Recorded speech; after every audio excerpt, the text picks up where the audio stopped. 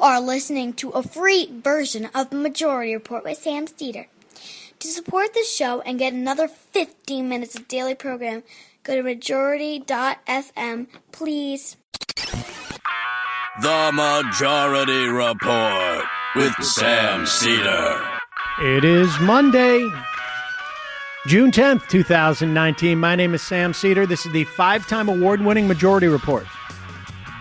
We are broadcasting live steps from the industrially ravaged Gowanus Canal in the heartland of America, downtown Brooklyn, USA. On the program today,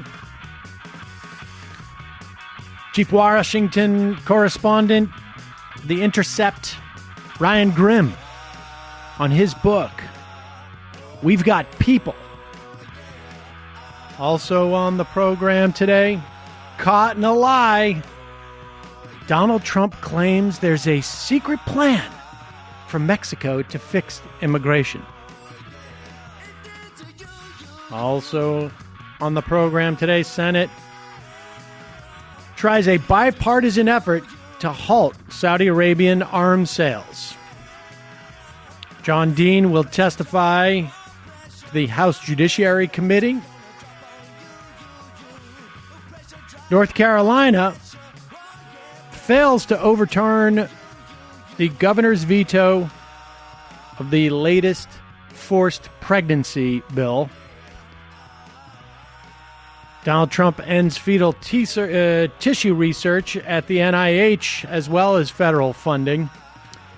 And a report, Google made $4.7 billion last year off of news producers. Lawsuits may follow. And as part of a broad health insurance program, young undocumented immigrants will be getting subsidized health care in California. And a massive Brazilian leak shows that the supposedly impartial prosecutor / judge, as if that works, Moro, was in the bag in his pursuit of Lula. And finally, the White House friendship tree has died.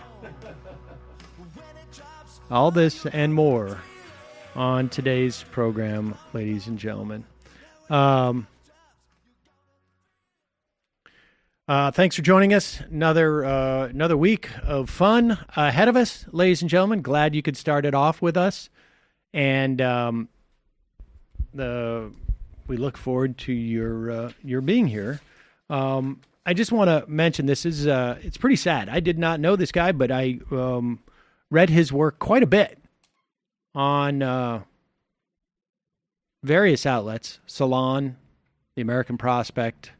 He wrote other places. I just particularly remember his pieces from there.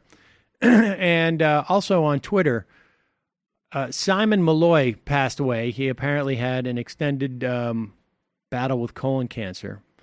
He had been working at Media Matters for about 14 years. And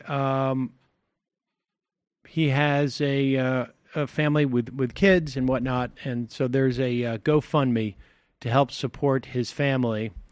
And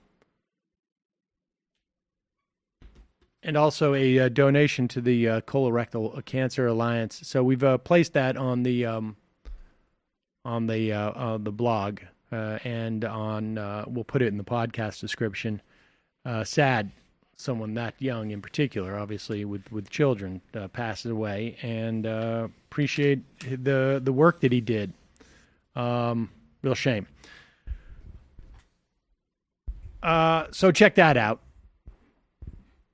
Meanwhile, let's turn to something that is will raise your spirits just a little bit more instead.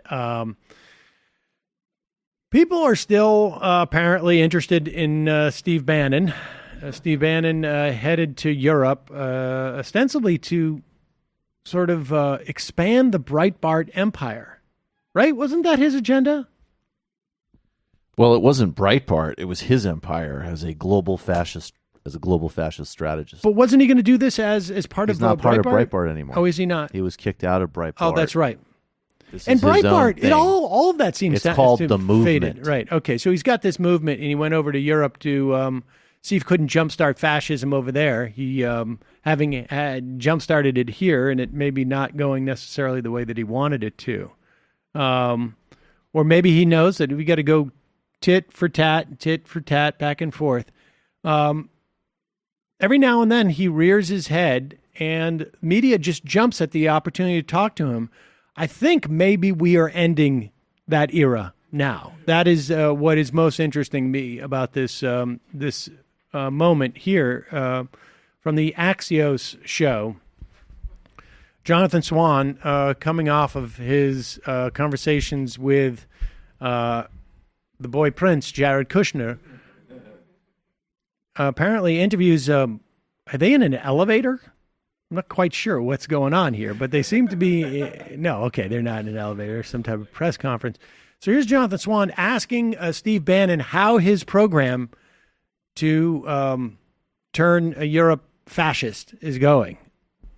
I want to talk to you about something that you told the New York Times. You said you would offer populist parties across Europe the, quote, fundamental building blocks for winning, including expertise in polling, data analytics, messaging and get out the vote efforts, along with the development of media surrogates, campaign war rooms, rapid response. Quite a plan you had there. Have you executed it? We got our lawyers involved, and with election laws in Europe, I'm not so sure that we can actually provide that. How many campaign war rooms did you set up? We had our overall war room, but we were told we couldn't do the war rooms either. Sounds like you haven't done anything. No, Pause that's it. Wait, absolutely pause not it. true. This is such a wonderful shot. Steve Bannon, his gut hanging out, and we had an overall war room, but that one we had to establish in space because we weren't allowed to do it on European territory, I guess. And here he goes. We set up a digital war Right, room go on back Gmail. just a little bit here because I love We the had fact a Google Doc. You know, the editor was like, dude, check out this cut. As soon as you says you haven't done anything, I'm going to go to him with his belly hanging out for the first time in this interview. Go ahead.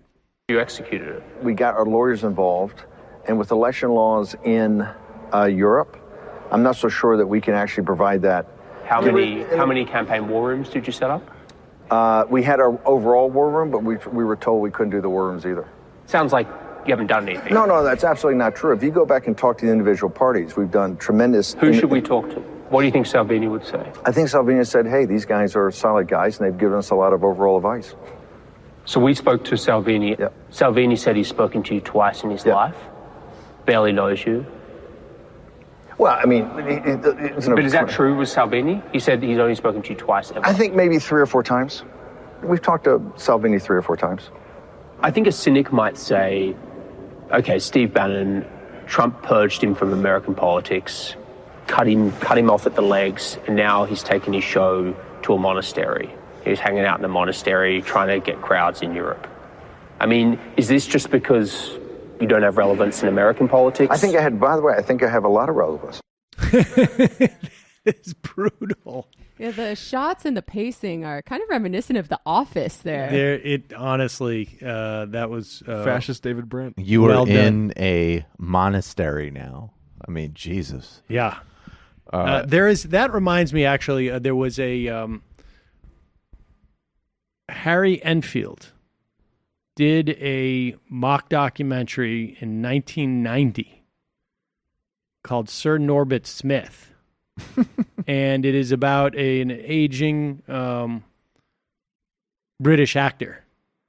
And I think for the British, it was basically light parody. For an American, it was more satirical because you don't know the specific references. And so things become a little bit broader. And there was a moment where they had an interview where he was on an interview program that was reminiscent of that. And there's a British tradition of this where the guy is saying to the actor, like, who's clearly been drinking and looks like Bannon in this, look at you, you're a mess. I don't think so. Well, you smell. I can smell you from here. Well, that's Too bad. And I've been having an affair with your wife, and she's a wonderful lover. Oh, good. And that was basically very reminiscent of that. But Steve Bannon, hopefully that's the last time we will ever cover anybody covering Steve Bannon, because I think that era has ended. It was a blip in our... he was on just we'll 2 see. weeks ago on CNBC tag teaming with Thomas Friedman about China policy. So if there's one thing Steve Bannon is good at, it's media exposure. And if there's one thing the elite media is good at, is exposing they have absolutely no values or sense of history. Yes. But hopefully we're nearing the end. Well, we'll see how he does when he gets into the Buckfast. The what? Oh, it's like this gross alcohol made by monks. I see. Well, he may already be there. Folks, one of today's sponsors is Skillshare. Anyone who goes to skl.sh/Majority Report 4 is going to get 2 whole months of totally free access to Skillshare's entire library of super quality online courses and tutorials. Skillshare is a vibrant online learning community that offers courses on everything from design, video editing, photography, business, technology, cooking, meditation, and everything in between. Their Skillshare courses for everyone. You'll have no problem finding courses that will be useful to you both in your personal and professional life. I've been taking some cooking little classes, picking up tips everywhere I go, and I'm getting into like the data analysis stuff for work. That's interesting. Yeah, we'll see. Data. They have courses. Data. They have Don't you remember courses that? for entrepreneurs, courses for computer coding, web development, personal nutrition, learning new languages, Photoshop, you name it. Jamie, you could brush up on your Spanish. I've been See. There you go. It's already getting better. I'm also planning to get to the lucid dreaming thing. I had nightmares last night, but I'm going to check out that lucid dreaming. That's what I really need to do. You absolutely should do that. You can get 2 entire months of free access to every single course offered by Skillshare by going to skl.sh/Majority Report 4. We got a link, of course, in our podcast description and under YouTube. Just think of everything you'll have at your fingertips for 2 whole months. That's skl.sh/Majority Report 4. Check it out. All right, we're going to take a quick break. When we come back, Ryan Grimm. I had a coat of many colors, sold it off online, and now I duck my older brothers neath the long leaf pine. Well, I did what I thought I was supposed to do. I sang so close to true. Now they want to know what really means the most to you. Means the most to you. Means the most to you.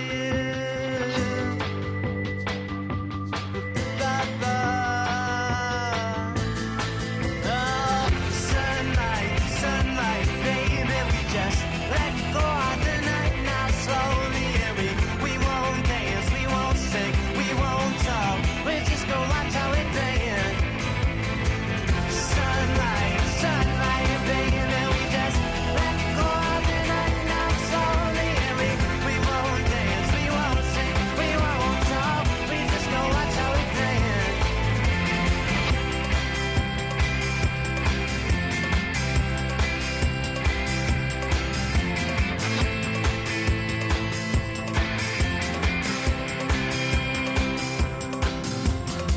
I had a coat of many colors, sold it off online, and now I'm just a layman pagan in a young man's crime. Well, I did what I... We are back. Sam Cedar on the Majority Report on the phone. It is a pleasure to welcome back to this program. Are you the Washington bureau chief of the Intercept? That's right. The Washington Keeping the bureau. the Washington bureau chief of the Intercept, and the author of many books. His most recent is From Jesse Jackson to Alexandria Ocasio-Cortez, The End of Big Money and the Rise of a Movement. We've Got People. It just occurs to me that the book that you wrote on drugs has almost like that project's almost over. Well, this is a nice sequel to that in some ways, but you're right, and that book was magic in a way that it managed to completely transform the conversation without anybody actually having bought it. Sometimes the cover can just do that. Boom. Yeah, that's right. That's right. Best cover in the last 100 years in book literary history. This, I was just telling you off air that I'm really enjoying this. I mean, it is because a lot of this, not all of it, but a significant amount of it was contemporaneous from when I basically entered into politics and began to, sort of have some access to some of the players in this book and certainly people who were talking and stuff that I just had no idea was going on, and it's interesting. I mean, it's super interesting and we'll go through it. Let's just start with We've Got People it's a specific quote, isn't it? Right. Yeah. It's ripped off from the kind of climactic line in Alexandria Ocasio-Cortez's viral campaign ad she said something like, in her campaign against Joe Crowley, this is a contest about money versus people. They've got money. We've got people. And like so much what she does, she's great at like distilling things down.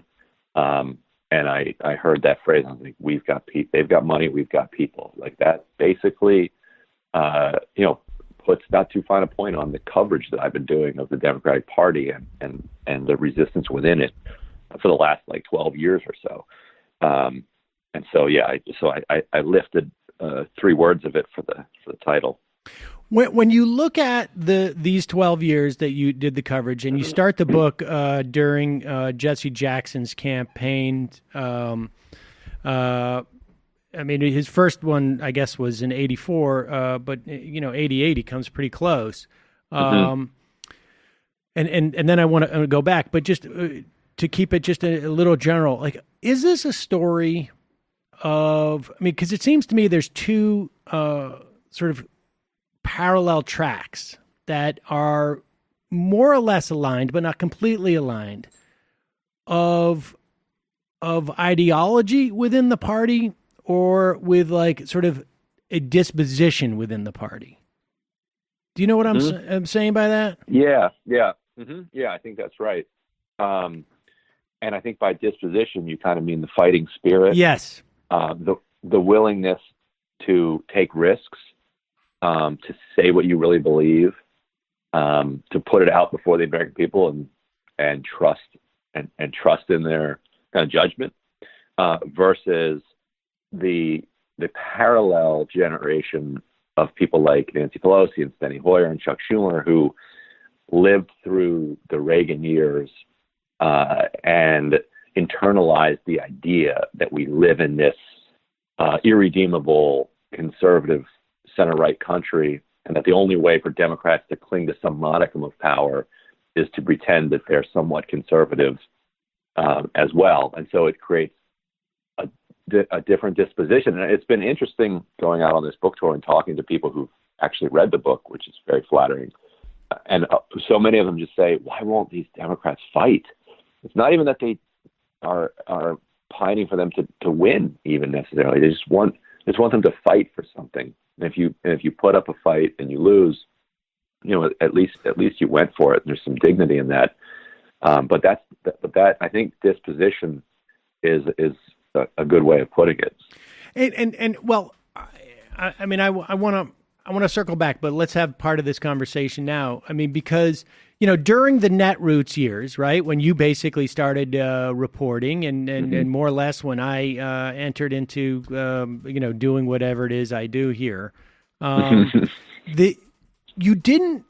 And part of it was because it was during the Bush years, right? And it sort of flattened out any differences amongst Democrats from an ideological perspective, right? Like right. I mean, I just remember like this like dawning on me, like, oh my God, when I was talking with Jonathan Alter in a green room at MSNBC, and he's saying like, I don't understand why people are being so chaste about Social Security, and I was like, what?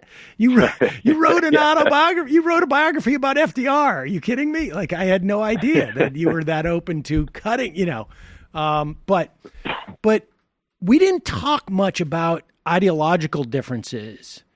You know, right. 15 years ago, 12 years ago, it was, you know, you'd say good Democrat, bad Democrat. You would say fighting Democrat, non-fighting Democrat. Like, how much of that disposition is it? And then I want to go back to the Reagan years. But how much of that disposition or how much of that disposition is just simply disposition? I'm cowed, and I just, you know, and now I have a tin ear. I learned some lessons, you know, as a newbie, and those lessons have stuck. Versus ideologically, I'm actually sort of this way, and I use the disposition as a way of not having to deal with that. Yeah, I think it's entirely related to ideology, and the way that you can kind of prove that in a way is to take a look at somebody like Rahm Emanuel. You know, he's known as a fighting Democrat. I think you might have been in that off-the-record private blogger meeting in, I think, 2005 with Bill Clinton, where he said, I don't understand why you bloggers are so tough on Rahm. He's really a fighter. But who he was a fighter against was the left. Right. So they do know how to fight.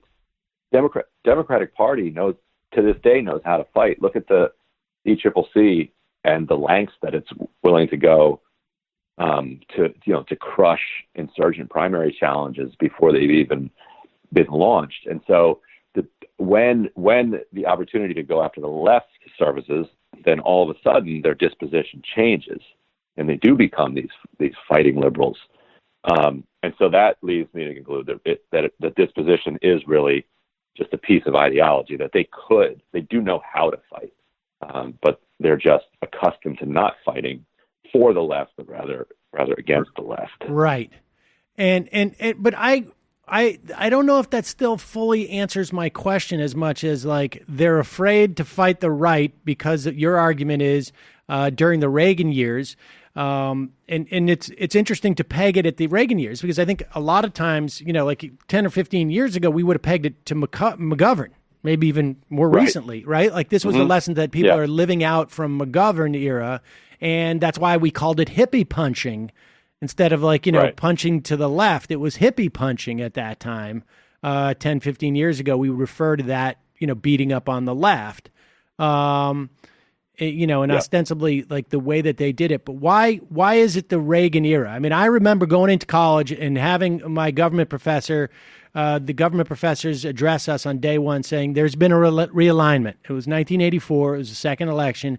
There's been a realignment in this country, and there's been a monumental shift in the political identification of the American public. Was that basically what scarred a lot of these people? Yes, and I think it's totally fair to link McGovern to that. Like that was a precipitating event, and certainly you still hear them today, like talk about McGovern. Like literally to this day, they will mention, you know, if we do X, it's just going to be McGovern all over again.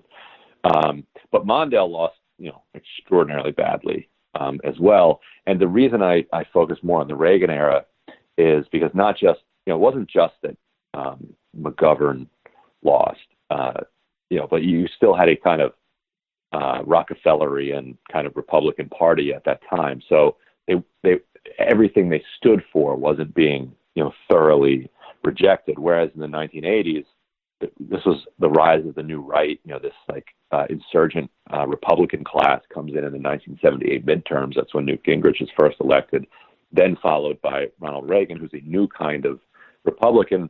And at the same time, Democrats are rethinking, you know, what their posture is toward their own coalition and toward particularly big money and corporate money. And so it's in that era that they kind of reinvent themselves as this what becomes this Clintonian party. So that's why I thought it was more interesting to focus on the 80s, and also because yes, like Pelosi and Hoyer, these others, they did live through McGovern, but they were more in it when Reagan was stomping them. They were. Hoyer was, I think, elected in 1981 in a special election. Pelosi was already a major fundraiser. Chuck Schumer, I think, was elected to the House in 1980. Dick Durbin in 1982. Barney Frank in 80. So these people are all kind of coming into their own and their professional prime at that time where they're watching everything change underneath them. And I think it was like Tony Coelho. Yeah. I can't remember. Coelho. He becomes DCCC chair after the 1980 election on the very explicit argument that the problem Democrats had wasn't political or ideological. Well, it wasn't ideological. It wasn't structural. It was just that they got outgunned by Republicans who figured out how to raise more money, and they figured out how to pump that money into negative campaigning and 30-second ads and dirty tricks. And so what Democrats needed to do, he argued, was develop what he called a PAC strategy, which just means fundraising today, and go to corporate America, get a ton of money, hire consultants like Republicans did, and run the same types of dirty tricks campaigns with 30-second negative ads, and just match them dollar for dollar, and just kind of keep putting your fingers in the dike that way. And that was almost like the seed that ended up creating the Democratic Leadership Council and this whole wing. Totally. So now, how conscious do you think? They won. Remember, they won in '82, the huge midterm wave after Reagan. So they're like, "Oh, this is it. We got it. We figured it out. We figured this out." Let me ask you this: how much was that? How much awareness was there, and how much debate was there around that time as to the implications of getting Democratic money that way, right? Like, because it could be an awareness of like, I want to get us in bed with corporate America, or it could be like, oh, I'm just going to go, and hang out with corporate America, but I won't get in bed with them. I'm just going to take their money. Right. But inevitably what happens is one thing leads to another. You take their money, and then you have a couple of drinks, and then one thing leads to another, and then you're in bed with them, and then you're in bed with them. Yeah, and the argument they made was along those lines. Coelho said, look, yes, we lost the House. We lost the Senate, we lost the White House, but we still control the House. And they thought they had basically permanent control of it because of the structure and the popularity of a lot of these longtime Democrats. And so their argument was, we're not compromising ourselves here. We're not giving anything to corporate America, but we control the House of Representatives.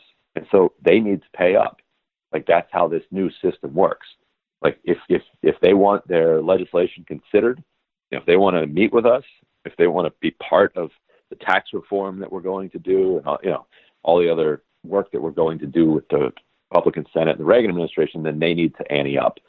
And that's how they sold it as not being corrupting. It's just exploiting the power that you already have to force a weaker entity to pony up. But there was, what I gathered in my reporting, there was a lot of pushback internally. But the people who were doing the pushback didn't have an alternative idea, right, or they didn't have the power to implement an alternative idea. What does Coelho say today about that? He has this great quote where he says, we didn't necessarily sell out. It was more that we were bought in. Was his phrase. And it's actually, as he kind of parses it, it's an interesting way of thinking about it. That's a Mort Saul line. Right.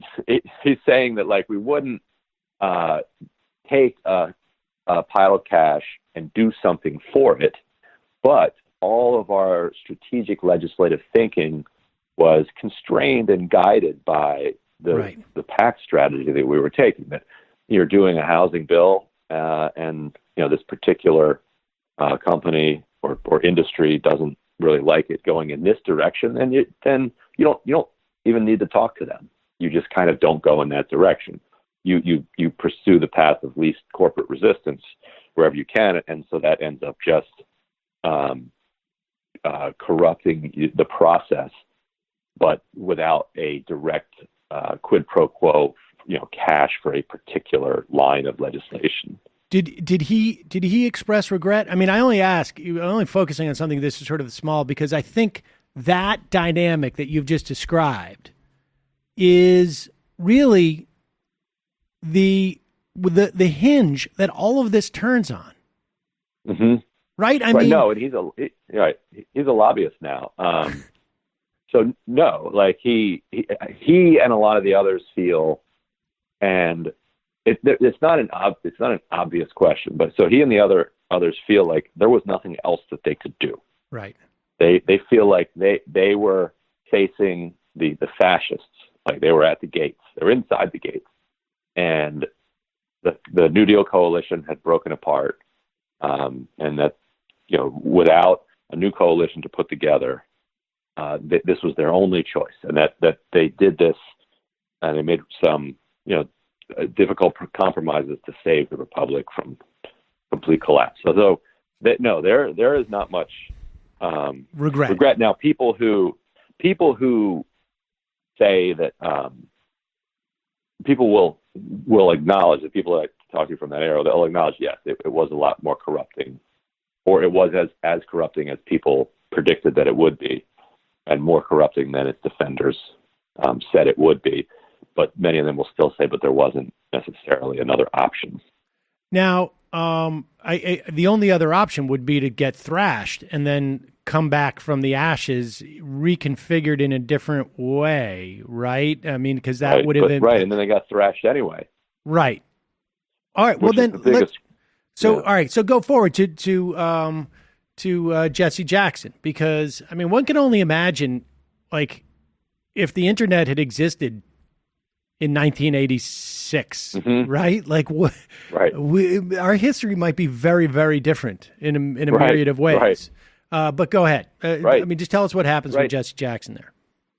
And to that point, Jerry Brown, in 1992, ran kind of an insurgent campaign against Clinton, and he used to give his 800 number. Yeah. He wouldn't take more than $100 from anybody. And there was a problem during the debate, if I remember correctly, too, right? Like, they tried to get him, like, you can't say your 800 number. He goes, I can't say my 800 number, Jerry Brown, whatever it was. I can't remember what it was. Right. But and they were like, well, you can't do that. I just did it. So. I like the way that, Bernie said, go to BernieSanders.com. It was, very reminiscent of that. But Jesse didn't have that. And to your point, so Jesse Jackson, and I would have called the book, From Harold Washington to AOC, if more people had heard of Harold Washington. Yes, actually. He was tell that story was the mayor. From mayor of Chicago. Yeah, he runs as an insurgent. He's a member of Congress. He had the backing of Democratic Socialists of America, the young lords, like a ton of radical and insurgent elements of Chicago politics. They run to take on the machine, with Jesse Jackson as his lead campaigner. And I interviewed Jackson about this, and he said that he got wind that Ted Kennedy and Walter Mondale were going to come in and endorse Daley, and Jackson begged them. He said, "Just stay out. Like, you have no idea the vibrancy of this movement that we're running. Like, we don't need your endorsement, but just don't come in and bring the two most well-known Democrats in the country and endorse our opponent." And Kennedy said, "Look, we're old family friends. We don't have a choice. And we've got to do it." And Jackson said he thought to himself, "This needs to change." Like his quote, something like this: "This liberalism is not liberating." And so he started seeing himself and seeing that movement in direct conflict with the party establishment, even the kind of liberal heavyweights of the party. They wind up winning the primary, and then the entire Chicago Democratic machine flips and literally campaigns for the Republican in the general election. And Washington manages to win the general election, but only by 4 points in a city that's 92% Democratic. And then they spend the next several years going to war with the machine that still controlled the council for a little while. But so out of that campaign, Jackson and other black leaders around the country get together and say, we need to do the same thing at the presidential level, because there's just no other way that we're going to get people to pay attention, to our interests. And so he runs in a very late campaign in 1984 that does surprisingly well, even though he got in, I think after some of the caucuses had already started. And so then he runs in 88 as a serious contender, echoes of Bernie, starting as a protest candidate and then getting serious. And more than 35 primaries and caucuses into the race, he dishes this stunning upset out to Dukakis and Dick Gephardt in Michigan. And all of a sudden, Dick Gephardt drops out, and it's just Jackson and Dukakis in basically a delegate tie. And the Democratic establishment in Washington has a complete and utter meltdown at the prospect that Jesse Jackson might actually become the Democratic nominee at this point. And then what happens? Oh God, the whole fury of the party comes down on him, and they get very explicit that the country's not ready to elect a black man. A, B, he's too liberal, and C, it's not only would he lose the presidential election, but it would basically be the end of the Democratic Party. If he's the nominee, the phrases coming out of Washington were just absolutely apocalyptic. And he was polling ahead. Coming out of Michigan, he's now surging into Wisconsin and polling significantly ahead. And if he wins Wisconsin, then he's on a roll with momentum heading into the convention. And despite the big polling lead, he winds up losing pretty badly in Wisconsin. One of the first examples of pollsters, telling people that they're going to vote for the black candidate and then not doing so when they get into the polling place. And so from there, he fades. But for about a week and a half, the country was facing the real possibility that Jackson would win the nomination, and he was doing it on the back of this argument that kind of neoliberalism was inflicting economic violence on the working classes, white, black, and brown, and that the only way to fight back was to unite, farmers who are suffering from a farm crisis and factory workers and everybody else against the growing power of capital and Ronald Reagan. So, all right. So I just want to sort of disaggregate a couple of things, because there's a sort of almost an analogous two-track type of fight that's going on here that's sort of similar to the one that we talked about, at the top of this interview, which is, in the case of Washington, and on some level in the case of Jesse Jackson, but it gets a little bit muddled because, the idea that, I think there were probably people who, and I'm not being an apologist for this, but I think there were people who probably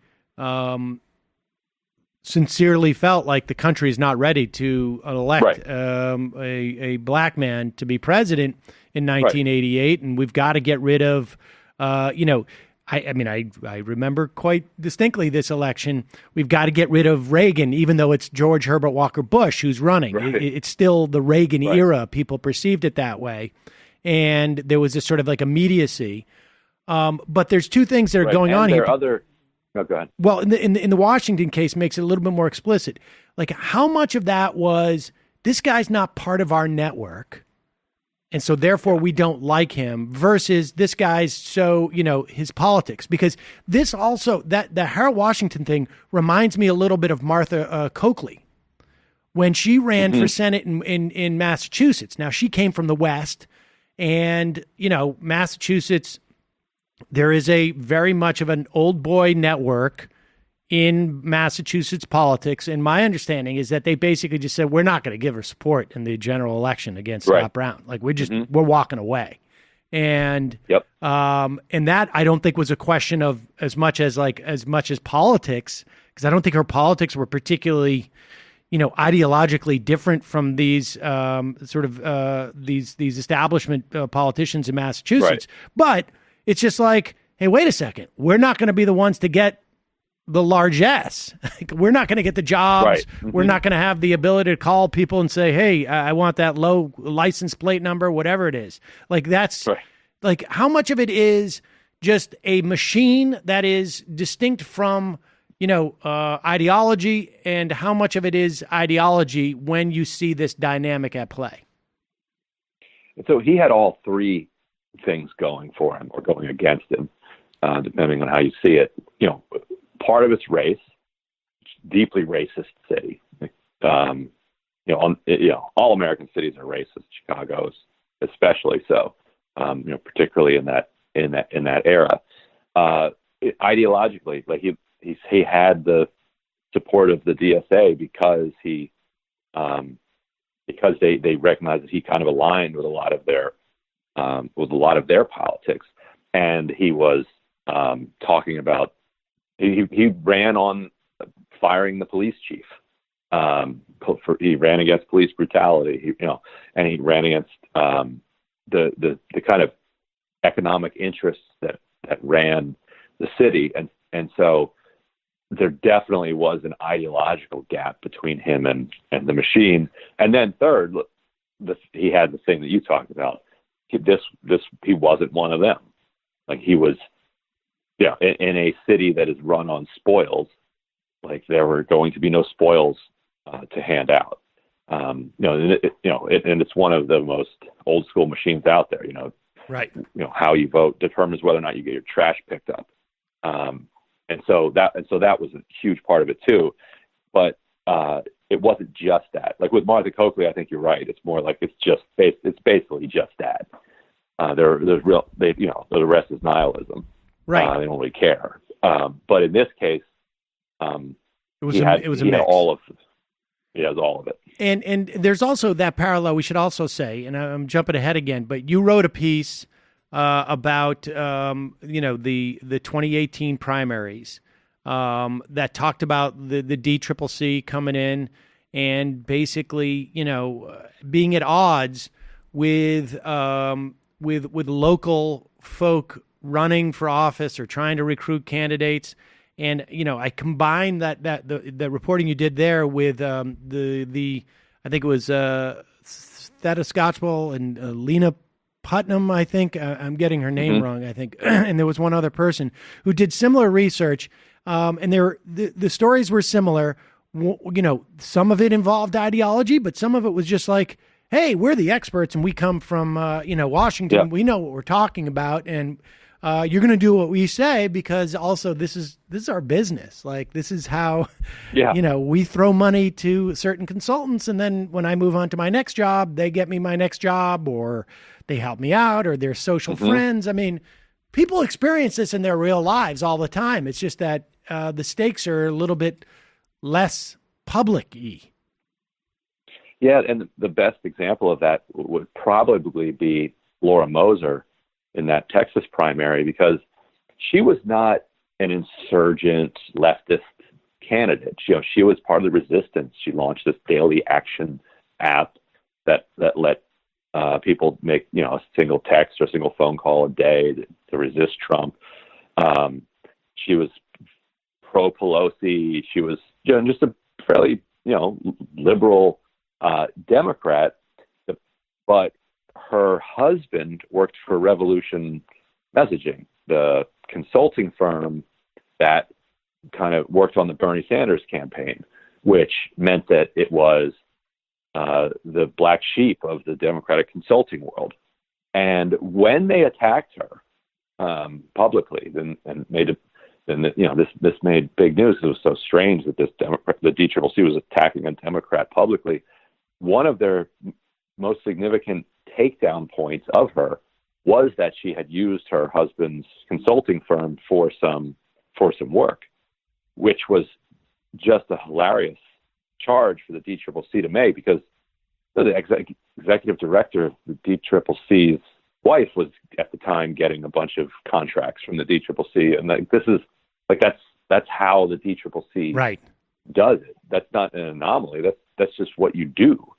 And the fact that they highlighted that to me was a tell that it was about the consultants. That, like you said, she was not using one of us.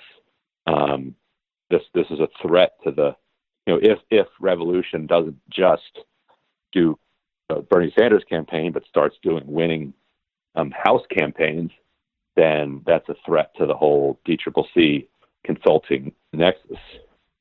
And so that's an important, I think a thing for people to keep in mind that I think we tend as people who, follow politics and are engaged because of ideological reasons, presume that everything is based on ideology, when sometimes it's just based on, I just want my friends to be able to get paid because that means that I get paid at one point. And that is, that's, I think, an important thing to understand, at least in terms of when you're looking at this stuff. And it also, which gets back again to that sort of central hinge of your reporting here in this book, is that where you get your resources from ends up being a huge part of every decision that you're able to make at any given point. And I don't want to skip too much over the Dean era, but in many respects, he was the one.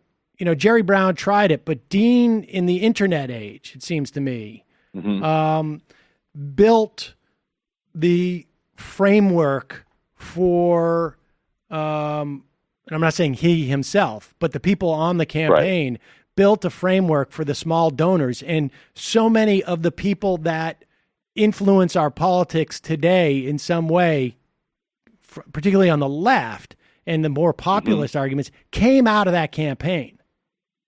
Right. And he fits with what you were talking about, less ideological and more just fighting spirit. Like he himself wasn't terribly progressive. He appeared that way because he was anti-war. He's from Vermont. He was a doctor who was into universal health care. And so you take those things together and you're like, this guy's probably progressive.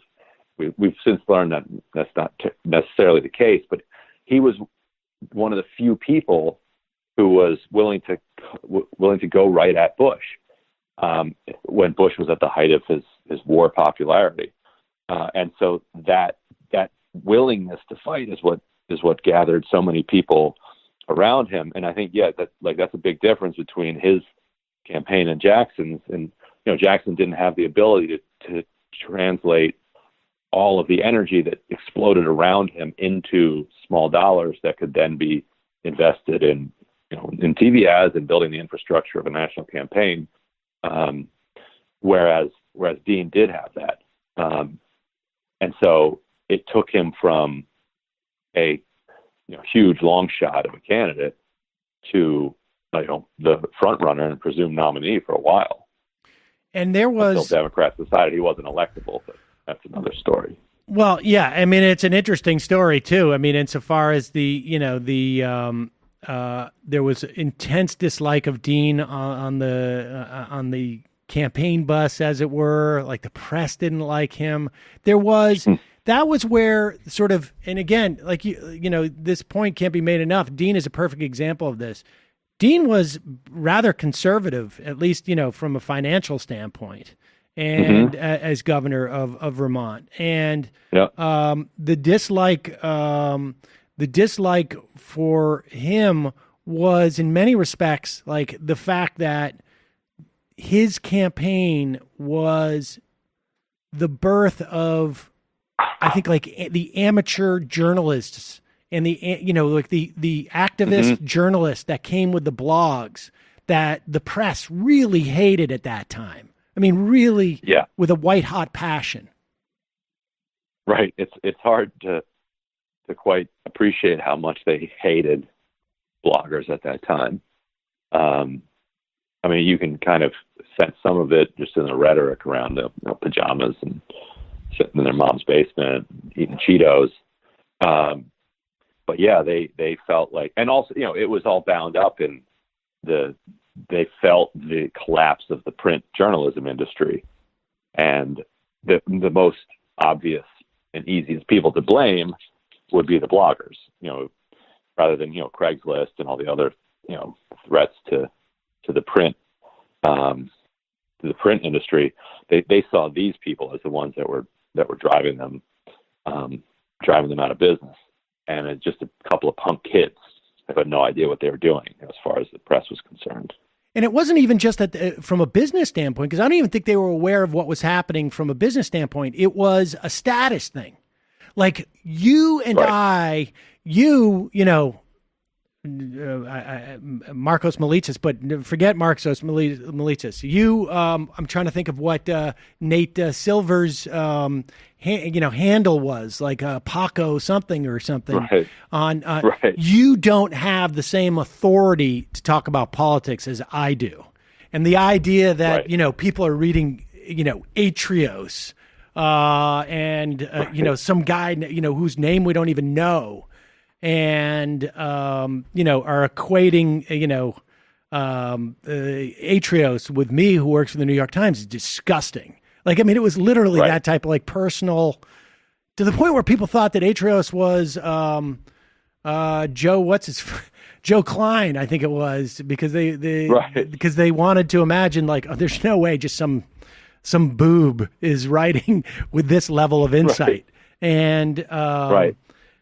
So that's what happens going forward from there. And that's where everything starts to take off, right? Like the blogs that are empowered by Dean was empowered by the blogs in many respects. And those people start to infiltrate different offices. And the biggest, I think, sort of dynamic change from a politician because of that, it seems to me you write about, is Harry Reid. Mm-hmm. Yeah. And I had always gotten that sense, and so it was nice to be able to talk to him about that and kind of walk him through it without prompting him. And he said that he went to the first yearly Coast conference, and he said I didn't quite know what this whole thing was about, but I could tell that it was going to be big, that there was energy around it. It was something new and important, and I wanted to be on the front end of it rather than, the middle or the end of it. And then he ends up, hiring people out of that, out of the blogosphere into his office, and they start using the office of the majority leader eventually as in a weaponized way that the left has always said, that political power should be wielded. A bunch of those folks are now on the Bernie Sanders campaign, and Reid very much shifted left on a whole host of issues, through his interactions with these bloggers turned staffers. And I don't think people understood, he was the guy who, I think, to the extent that any Democrat takes responsibility for protecting Social Security during the Obama years, because I think a lot of the credit, frankly, goes to the Freedom Caucus, because they just wouldn't, they could not make a deal, even though, they could not take yes for an answer. But to the extent that anybody does, Harry Reid not only changed, and you write about in terms of marriage equality ultimately, and Don't Ask, Don't Tell repeal, which people forget was repealed less than 10 years ago, I guess now. Right. He was also adamant about Social Security, and there was a conflict with him and Joe Biden. Tell us about that one. Mm-hmm. Oh yeah, that was, and that goes to Biden's, professed, calling card. He talks about how he can work with Republicans. And, there was a particular moment after the 2012 election where all of the Bush tax cuts were expiring because they had used reconciliation, which means your legislation can only be in place for 10 years. That's the what you have to give to get the 50 vote threshold. And so if Democrats did nothing, then all of the Bush tax cuts would expire. And so Reid was driving a pretty hard bargain with McConnell. And as he told me in a later interview, that's because he actually intended to go over the cliff and let the tax rates go back up. Because then his argument was, now we're talking about tax cuts. Because the taxes have gone all back to their original spot. Now, okay, you want some tax cuts? Let's talk tax cuts. Let's do a middle class tax cut, and make it a huge middle class tax cut, trillions of dollars. I'm good with that. And McConnell would have to be calling for a huge tax cut for the rich. And Reid felt like, especially with Obama's 2012 reelection, that they were in a good spot to argue that. And at the last minute, he gets yanked out of it by the White House, and they send in Joe Biden. And Joe Biden, in like a day or two, cuts a far worse deal than McConnell had even already agreed to. Like, McConnell had already agreed that taxes on everybody over 250, making 250 a year, would go back up. And they were sorting out the details from there. And as we know, Reid was going to let him go over, and probably wouldn't even have given him that much. But Biden comes in and basically wipes out the estate tax and says that everybody making 400 and above,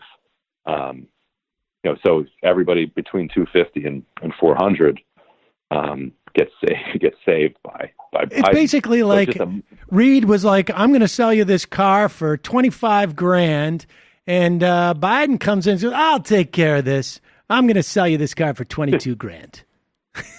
I made a deal. Because McConnell had already said, well, I'll take the car for $25,000, but I also want the car stereo. Yeah. And Biden comes and goes, I'm going to give you the car stereo, and I'm going to give you the car for $22,000. And so McConnell just reaches onto the desk and takes his $3,000 back. Exactly. Says thank. Says okay. Why did Biden do that? So that's a good question. Part of it is he's not very good at his job. I don't think he's very lazy. Like that's a big knock on him. Another is that he spends a lot of time with rich people, and so to him, like, maybe increasing taxes on people on the $251,000 that you make on a year seemed onerous. He just loves striking deals with McConnell and Republicans. And he also wasn't too concerned about doing a lot legislatively. So Reid wanted one reason Reid wanted to bring in that extra revenue is that they're in an era of pay-go where all of the spending, had to be offset somewhere with some sort of revenue increase or cut elsewhere. And so, letting the Bush tax cuts expire gives you a ton of revenue that you can apply to new spending programs. And Reid wanted to do that. Biden and the White House didn't seem. They were very pessimistic about their ability to get anything done, get anything through Congress. So what good is the revenue anyway? But yeah, it's. I asked Reid that exact question. He said, "You'd have to ask Joe." Yes. All right. Well, so that takes us up. Let's briefly, we're a little bit. I appreciate you're hanging with me here. So we go through this, and really, in many respects, Sanders starts his campaign as an issue campaign. He does much better than he thought that he would, it seems to me, and it seems like somewhere around January of 2017 or 2018 or 16, he realizes, like, I could win this, but it's basically too late in many respects. Right. For him to, he needed to go back in time and have had laid some groundwork for, because winning a campaign is extremely difficult. But what comes out of this is a huge mass of energy that gets dispersed into different organizations and different techniques of raising money. And it shows that someone can go and raise money without having to have corporate interests.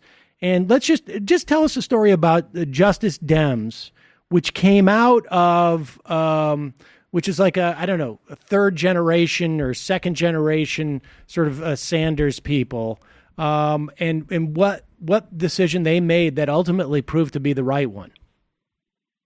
Yeah, what was cool about this crew is that a normal campaign wouldn't have hired really any of them for the most part. But the Sanders campaign, and Becky Bond, who's one of them, talked to me about this, said that they had a real hard time hiring professional campaigners and consultants because anybody who worked for the Sanders campaign was going to be blacklisted. A Clinton-dominated party going forward. Jeff Weaver came out of, he had gone to run a comic book shop, retired from politics, and came back to run the campaign. And then this crew that gets into what they end up calling distributed organizing, which is basically taking the Sanders volunteer army and putting them to work doing, door knocking, text messaging, house parties, and turning all that energy into voter contacts. That team is people like Becky Bond and Zach Exley. Both Zach in particular was influential in the Dean campaign. So, like you said, like a lot of the very same people who were involved in the beginning are still doing a lot of this today. Then you had Corbin Trent, who was a food truck operator in Tennessee. And you had Troy Chakrabarty, who left Silicon Valley. He was an engineer at Stripe, payment processor. He becomes like an engineer for this team. And then you had movement people like Zach Mallitz and Claire Sandberg, who come out of Occupy, anti-globalization movement, not the kind of up the typical work for campaign, work for a state legislative campaign, then a congressional campaign, then a Senate campaign, then a presidential. And so because of that, they all thought very differently about how to organize a campaign. And they really had only figured it out, like you said, by January. Something like 85 to 90% of the voter contacts that their operation made, and they made millions, tens of millions, came after January. So it's kind of too late for it to work. But in 2016, then as the campaign is winding down, they go out and they form this new group that they call Brand New Congress, where they're trying to elect 435 new members. And they go to Cenk Uygur and they say, hey, you think TYT would want to, the TYT viewers would want to support something like this? And he's like, this idea that you're going to run Bernie-style candidates in Republican primaries is nice, but it's crazy because, yes, the economic populism works with Republican voters, but they'd have to be anti-choice, they'd have to be anti-gay. We're not supporting candidates like that. That's not going to work. That's crazy. He's like, now the Democrats, all right, that could work. And so they say, well, what if we split it up? And so they carved the Democrats out and called them Justice Democrats. And Cenk said, okay, that we can get behind. And so he promoted them heavily on TYT and TYT. Kyle Kulinski as well got involved in that as well. Yeah, huge. And they pumped more than $2 million, to get them off the ground. And then their idea that they were going to run these candidates in every district, didn't pan out. They wound up with several dozen. And then those several dozen, most of them were struggling. And so they pivoted at the end, said, let's pick one and go all in. And they picked Ocasio-Cortez. And then she, remained loyal to a lot of to the idea. And so, her victory speech that night, she talked about Ayanna Pressley and Cori Bush. And so they ended up winning Ayanna Pressley. Cori toward Bush, they did not. And so they going for 435. I guess they wound up with a couple. They had also gotten in behind people like Rashida Tlaib and Ilhan Omar in blue districts. But yeah, so this was without the Sanders campaign. You absolutely do not get a brand new Congress or Justice Democrats, and you don't get Ocasio-Cortez, who of course herself was in many respects, that ends up being a very smart decision, right? I mean, to get her in ends up having, that's a pound for pound. That ends up being that's an exponential win there. Yeah. So ultimately, where do you anticipate things going right now? I mean, because the idea is, and I know that you've described this as aspirational, the end of big money. And I heard you talk at a book talk, and if anybody has the opportunity to go see it, it's a don't miss book talk, I should say. But where does that lead now? Because we've got Joe Biden does not represent that, right? And we have many of the candidates who are struggling, who started off like, I'm not going to take any. Does. Or well, like maybe he is the end of big money. I mean, think about it. Imagine you're the donor class, and you've already lost control of the Trump wing of the Republican Party, and you're clinging to your relevance in the Democratic Party, and the man that you're putting out onto the field of battle in this climactic final clash between the donor class and regular activists, your horse is Joe Biden. There's something symbolic in that. Like it's representative of the weak position that the donor class finds itself in. That this is who they're going to ride into the final battle. But like you said, like if Democratic voters decide that he's the electable one and that he's the smart choice to beat Trump, then it will be less the big money and more that punditry that voters engage in that will put him over the top. I think the only way that he's stopped is if voters decide that actually he's not electable, that he's a lousy campaigner, that he can't take a political punch, and that Trump would actually manhandle him in the general election. If voters decide that, then I think they start looking at some other options. How much are, and we're sort of pivoting off of the book a little bit here, but how much are the campaigns like, sure, there was obviously a push the past week or two. It's hard to know which of these campaigns are out there sort of like actively making life miserable for Joe Biden. But I got to imagine that, last week I think was, the worst week that Joe Biden has had politically since he basically was picked by Barack Obama to be his running mate.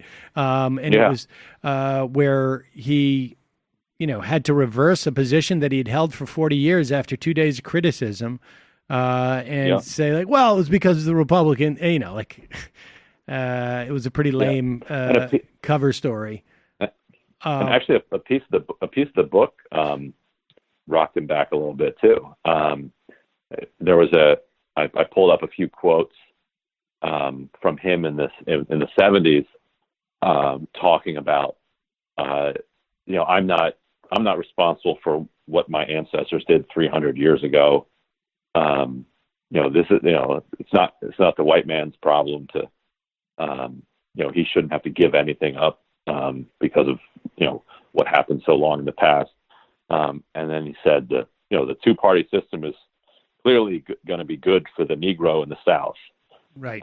Which is this is after the Southern strategy. Like Nixon was already employing the Southern, the second party's strategy was to be more racist than the current party, and so that was a skeptical. No, that was a dubious claim to make at the time, and has not been borne out at all. And so then, that kind of started him off, and then he followed up with this Hyde Amendment faceplant.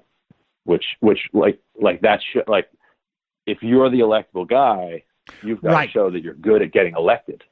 Well, that is like the meta story, right? Because with him, it's all the meta story. And so every time he backs off a position, it shows weakness. Like, there hasn't been another candidate, as far as I know, that has had to back off a position yet, or at least so publicly anyways. And he had to do that because it suggested that he had some weakness. And when that starts to come out, it becomes self-perpetuating, I think. Right, and if he loses, let's say he loses in Iowa, that is worse for him than it is for anybody else. Right. Because, like you said, like, his whole thing is that he's a winner, and he should win the nomination because he's a winner and he will beat Trump. But if you don't win in Iowa and you don't have anything else, then it starts to fall in on itself.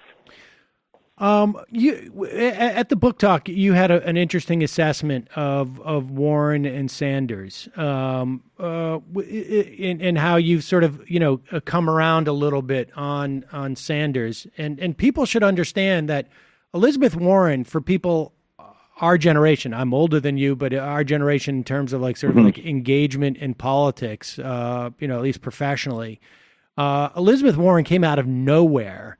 And definitely not only like fought off Republicans, but also fought off Democrats as well, who were hesitant to allow her to have so much authority, which in many respects she sort of just like finagled in creating the Consumer Financial Protection Bureau.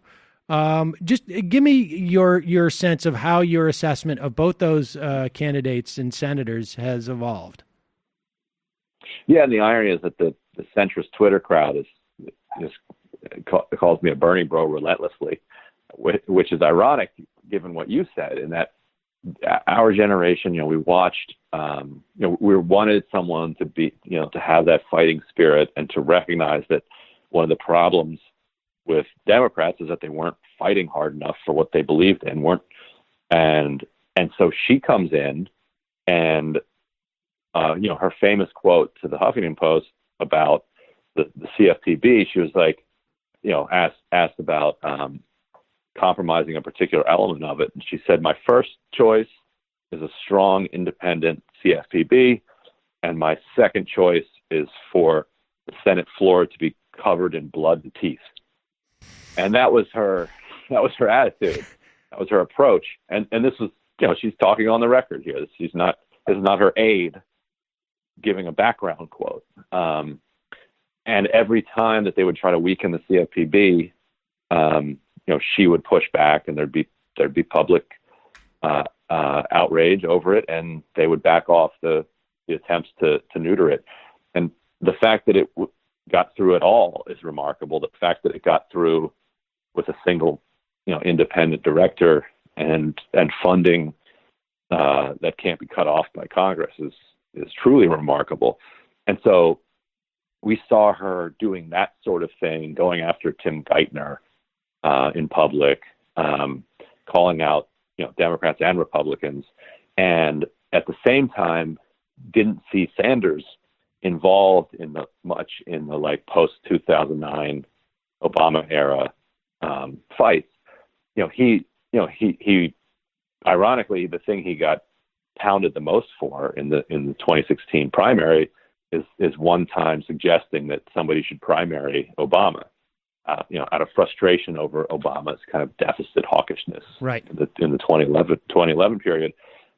But that was. It wasn't like he was an Elizabeth Warren who was constantly pushing him. So he got the worst of all worlds. Like he wasn't really in it, but then he also got, punished badly for it in the primary because Obama remained so popular. To Bernie's credit, he got some significant money for community health centers in the Affordable Care Act. He got an audit the Fed bill through with Ron Paul. But beyond that, he was kind of like a non-factor, and he didn't use his position either to leverage media attention to progressive fights. He didn't organize progressives in the Senate to form a bloc to try to leverage. Like one of the most important fights during that time was blocking Larry Summers from being Fed chair. Yep. Like God knows what calamity the world was saved from by Jeff Merkley and Elizabeth Warren, organizing progressive resistance to him and forcing Obama to drop him. And so for people like me, we watched Elizabeth Warren doing all this, and then we see Sanders' presidential campaign taking off. And we're like, where is this coming from? And so it did take me a while to recognize that, kind of in spite of what Sanders had done before, and also partly because of his consistency in what he'd been saying for so long, the disengagement that I didn't like was a disengagement that also gave him an authenticity because he wasn't part of the system. And so it took me a while to come around to the idea that a real movement had formed around him, and that he himself was beginning to recognize that, and that he stopped seeing himself as a gadfly and saw himself more as an actual political actor who was now on the world stage and had a chance to actually succeed in making some transformative change. And so I think it's been hard for a lot of people of my generation to make that turn and to see the new Sanders compared to the old one. Right. I mean, it really, in many respects, was like that, where he realized in, January of 2016, like, oh my gosh, I did, right. He entered in as doing an issue campaign. My understanding is he got in when he got in because he wanted to make sure that Warren wasn't going to run. And right. He really pushed her hard to run, and she didn't do it. She didn't do it in that cycle. Right. And so he jumped in to talk about wealth inequality and then realized that this really could resonate. Yeah. And it also helps explain why Warren ultimately didn't endorse him, because she, like Sanders, they both thought that he was in there to raise the issues. He was in there to raise the issues. And so if you're in there to raise the issues, they both thought that he was there exclusively to raise the issues, not right, to win. Right. And right, she wanted to be able to maintain, the power there. Right. Right. Because her whole game was that, and she talked to Hillary twice privately about this, saying like, I'm going to go to war with you over your personnel choices. Like if you try to stack your cabinet with Wall Street types, then I'm going to do everything I can, in the Senate to block them. But I also want to be constructive, and I'll give you names of people who I think would be good regulators. And so, we can do this one of two ways. And so She was trying to keep some channel open between her and Hillary. I think in hindsight, Hillary should have told her, go ahead, endorse Bernie, because then when she ultimately beat Bernie, to have Warren on stage endorsing her after having endorsing Bernie, would have had more credibility to it. Well, we could draw up a long list of woulda, shouldas when it comes to Clinton's campaign. Just, I think, frankly, taking Warren as her running mate would have been a smart move. And my understanding is that Warren was interested in that as well. But Ryan Grimm, it's fascinating. There's so much to be learned, and the thing that I love about this is that, and I would imagine even to some extent it would have even more value to listeners, is to be able to compare what I perceived was happening during throughout this era, as recently as months ago almost, versus what deep reporting tells me was happening is very important, so that people can have like a really clear-eyed assessment of what's going on and what are the forces here. This stuff is it's really fascinating, and the reporting is impeccable, and I appreciate you coming on and telling us about it. Oh, that's nice of you to say. Thank you. All right, we're going to put a link up at majority.fm. The book is We've Got People, Ryan Grimm. Thanks again, Ryan. Talk to you soon. Thank you. Bye-bye. See you. Check it out, folks. Honestly, really and I haven't gotten through all of it. It's a long book, but really well reported and just sort of fascinating to fill in large gaps that we have in our understanding of history that we have lived through. Because even when you read these reports contemporaneously, there's so much that comes at you to be able to sort of basically, have a compilation of all this reporting and see it deeply reported with the value of 2020 hindsight and going back and asking more questions that were left open during the contemporaneous reporting. It really is interesting and, important to understand as we go forward.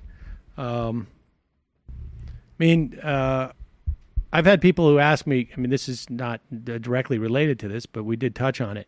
What's the best way to argue against Biden to people? And the best way is, I don't think he can win. He could win, but I don't think he could win. I would say risky choice. Are you making an electability argument? Well, my whole point about not making an electability argument is that Joe Biden, for the most part, comes in first. I am making not an electability argument. I'm making an unelectability argument and it's, well, yes, it is the argument.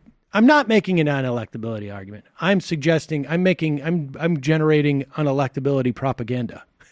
Fair enough. You got to meet people where they are, right? If the majority of people care about electability, it's time to build a case for his unelectability. I would agree with that. And Thomas Piketty actually published a pretty interesting paper or some findings last year that the Democratic Party, of course, ignored.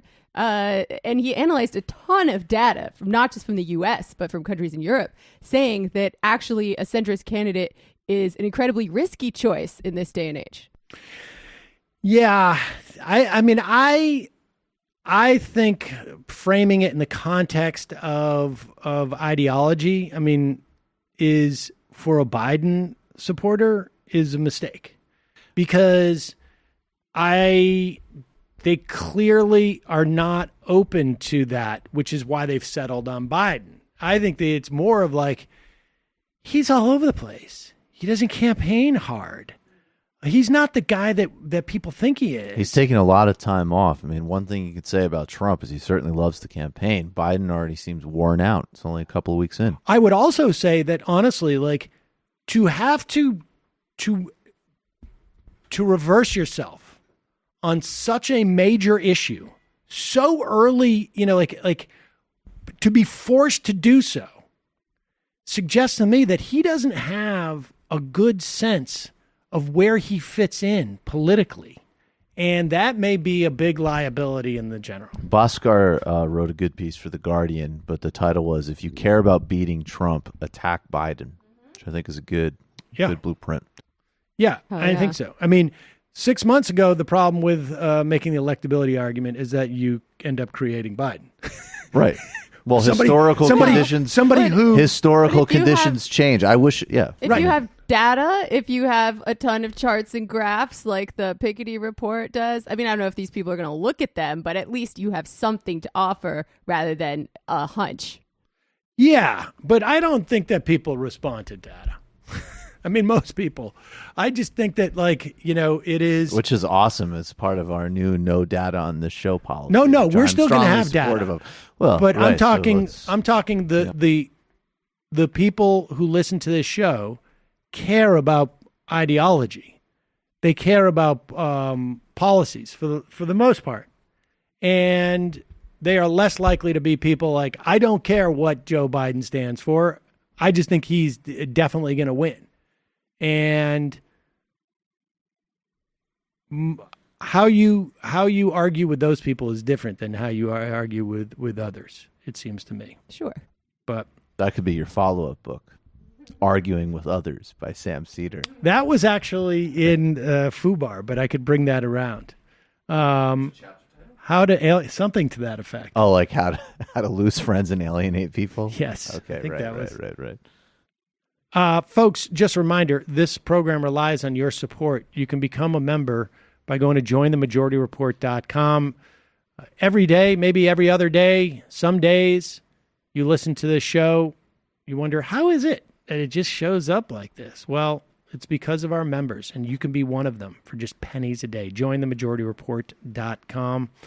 Also, justcoffee.coop, fair trade coffee, tea, or chocolate. Use the coupon code majority, get 10% off. Today is Monday. Tomorrow will be Tuesday. Michael, what will happen Tuesday night? Very full show tomorrow night. Bhaskar Sunkara and Ben Burgess are both going to be in studio. We're talking about the ABCs of socialism, the Finland model, the Finnish model. We'll probably talk about some electoral stuff. In the beginning of the show, it'll be a shorter interview, but Glenn Greenwald is going to be on to talk about this Intercept report on the Lula case, which is jaw-dropping. I think definitely one of the most important stories in the world today. But no collusion. God. What? Oh, actually, yes, literal collusion. Oh, okay. If there was this type of I don't want to get into that. But anyway, yeah, please. If time permits, we might touch on some other things. I will say that. But it is going to be focused on this story primarily because this is one of the most important stories happening in the world at this moment, basically validating everything that people like me have been saying in a very disturbing way. All of that tomorrow. I will just make a really brief plug. I'm very proud of the illicit video histories we do, which are for patrons, for Comrade Above patrons, and then they're unlocked. And the first one that is available on our YouTube channel is on the Jesse Jackson campaign and Rainbow Coalition, which goes very nicely with Grimm's interview, as told by Bill Fletcher Jr., who worked on that campaign. Patreon.com/TMBS. Michael Brooks Show on YouTube. Thanks. Jamie?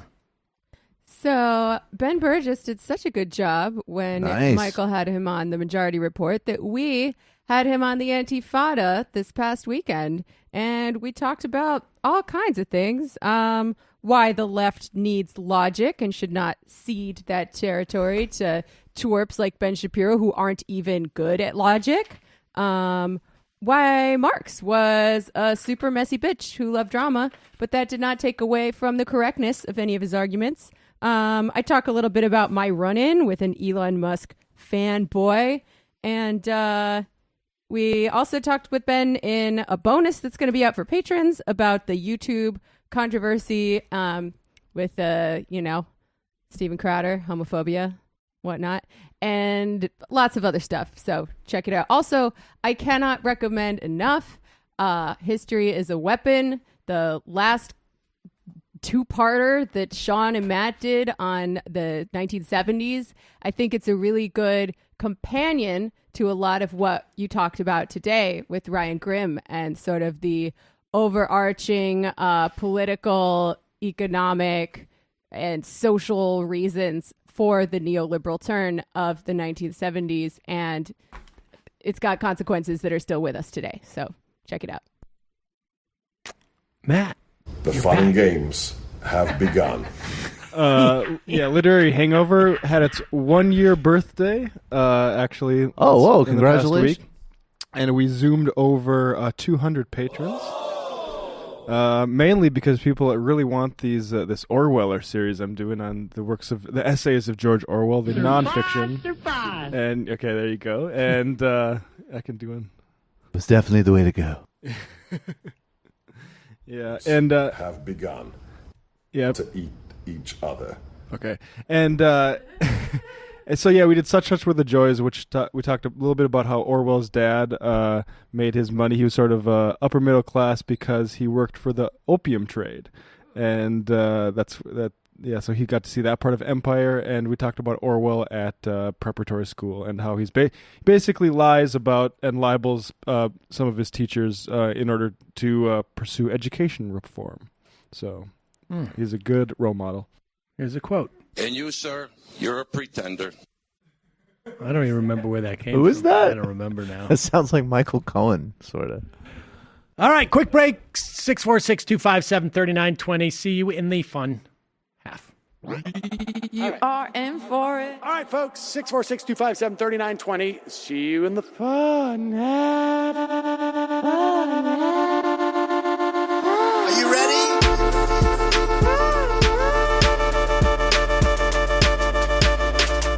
Who sent us this? Anarchy. Alpha males are back, boy is back, and the alpha males are back. Just as delicious as you could imagine. The alpha males are back, boy is back, and the alpha males are back. Just want to degrade the white man. Alpha males are back. I take all of it in my throat. Alpha males are back. Homo says what? The alpha males are back. You are a madman. And the alpha males are back. I am a total cunt. Can we bring back DJ Dannerky's song, please? Yeah, or a couple of them. Just put them in rotation. DJ Dannerky. Well, the problem with those is they're like 45 seconds long, so I don't know if they're enough of a break for people. That's fucking nonsense. Hey, folks, reminder. I do not have Parkinson's. And the alpha males are psych. Fuck them. Homo says what? What?